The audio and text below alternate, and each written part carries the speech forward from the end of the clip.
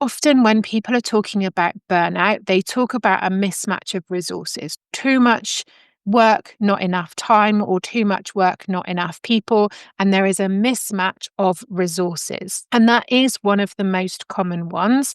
And certainly historically, if you were to look at how we always talked about burnout, it would always be talked about in terms of those resources.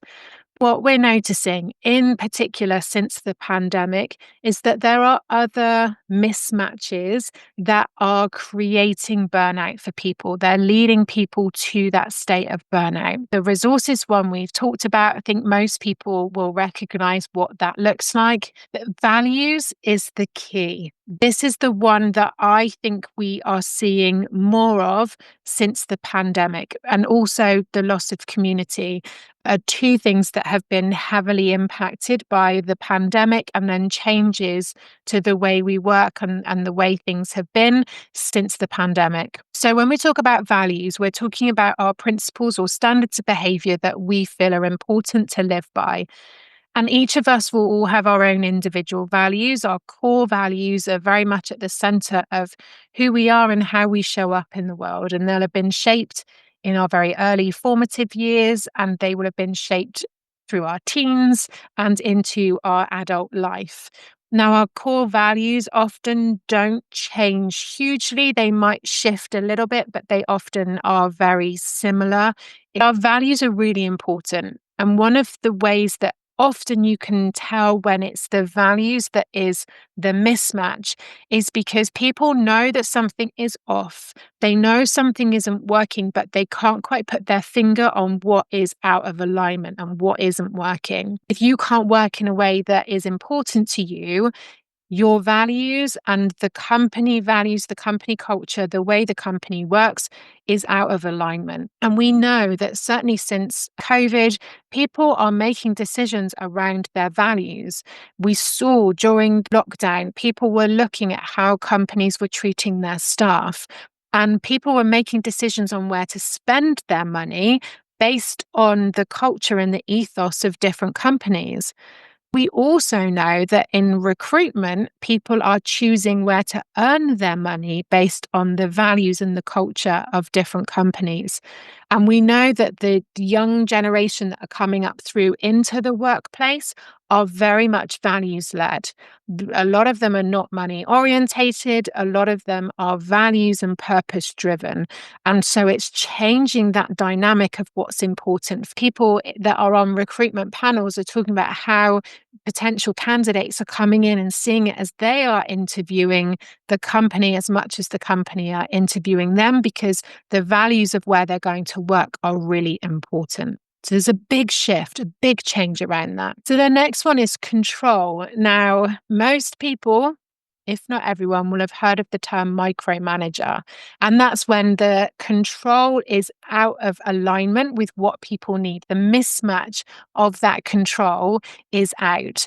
So if you are an individual who likes to work autonomously, you like to be left to it, you like to be given the task, have a check-in date, deliver the task, and that's it, then if you have a manager who does lots of check-ins, who's inquiring, who's checking in with you, asking questions, you are going to feel micromanaged. However, on the flip side, if you are somebody who likes to feel supported, if you like someone to check in with you, if you like someone to ask how things are going, if you like someone to talk through the progress that you're making, and you have a manager who believes that you should be working autonomously, that you should just be able to get on with it, there is a mismatch. So the level of control is really important. Knowing what level of support you need is also really important. So when I talk through this workshop with leaders, we talk about the importance of understanding who's on your team and how do they want to be managed? What level of support and control and autonomy do they need? And how do you then adapt your leadership style to be able to deliver that? Because different people need different things. We also need to feel in control control. We need to have a certainty around certain things that are going to happen. There's certain things that we like to feel in control of, even though most of us recognize that actually for a lot of life, we're not in control. We're simply riding the wave of the universe and we're dealing with things as and when they happen. But we like to feel in control of certain things, and control is important to a lot of people. So if there is a mismatch, then that can create the stress, create that strong emotional response, which is the overwhelm, and that can lead to burnout. Loss of community. So you look at the way that we've changed the way we're working since the pandemic, hybrid working, remote working. For a lot of people, there's a sense of loss of community, and not just in the workplace. We're seeing this in terms of how people are now. It's very much, for a lot of places, it's a very individualistic approach. We don't know our neighbors anymore. We don't reach out and help and support people. We don't have that sense of community where we live or where we work. So that loss of community can be really important to people. If you think about this in a workplace environment, because that's where a lot of burnout is centered, what we're noticing since hybrid working, whilst the technology is very efficient, it's a very effective way of working, we don't have those conversations. So I notice when I do workshops in person, it's great. You see people come in and they're having conversations, they're sitting around the table, they're speaking to each other, they're checking in while they're making coffee, they're having another little chat with different people. And it might be small talk, it might not be meaningful conversation, but it gives that sense of community and it gives that sense of belonging. And that is a human need, it's a human psychological need. We need to feel that. So if there's a loss of community or there's a mismatch of what people need, that can also lead to burnout. Absence of fairness, again, seems like an obvious one. I mean, that has a very strong emotional response. And quite often when we talk about absence of fairness, it's not in that person's control either. So you've got a very strong stress response, a very strong emotional response. And we know with fairness, they're not things that tend to get dealt with very quickly. And so that then leads into that sustained period of time with the stress and the overwhelm combined that can lead to burnout. The last one is energy and reward. Now, this can also be considered as recognition. So it's not necessarily about big awards ceremonies or big bonus paychecks. For a lot of people, it simply comes down to, I give you my energy and that needs to be rewarded.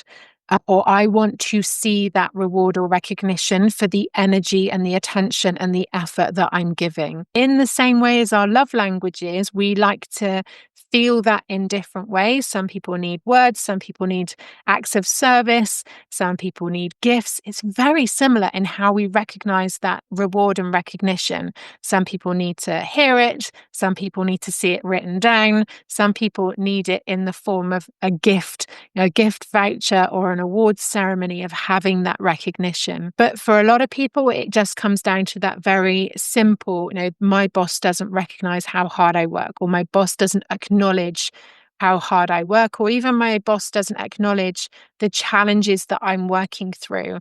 And so there's an imbalance or a mismatch of energy and reward. So with all 6 of these, you'll notice that they are very emotive topics. They are things that create the stress response, but they also create those emotional responses as well.